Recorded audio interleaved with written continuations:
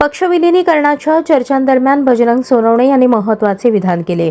विलिनीकरणाचा विषय पवार साहेबांच्या अखत्यारीतला आहे असे ते म्हणाले। अंतिम निर्णय वरिष्ठ नेतृत्वाकडूनच घेतला जाईल। सध्या विविध स्तरांवर चर्चा सुरू असली तरी अधिकृत भूमिका पवार साहेब घेतील असा विश्वास त्यांनी व्यक्त केला। कार्यकर्त्यांनी अफवांवर विश्वास न ठेवता संयम राखावा असे आवाहनही त्यांनी केले। त्यांच्या या वक्तव्यामुळे विलिनीकरणाबाबतच्या चर्चांना नवे वळण मिळाले आहे। बघा, दादांचे आणि आमच्या पक्षाचे वरिष्ठ नेते ज्यांच्यात काही चर्चा झाली असेल, माझ्यासोबत मी कुठल्याही त्या बैठकीला नव्हतो। त्याच्यामुळे हा विलिनीकरण हा विषय सर्वस्वी पूर्ण आमच्या आदरणीय पवार साहेबांच्या अखत्यारीतला आहे। त्याच्यामुळे मी त्याच्यावर माझ्यासारख्या छोट्या कार्यकर्त्यांनी काही बोलावं असं मला वाटत नाही।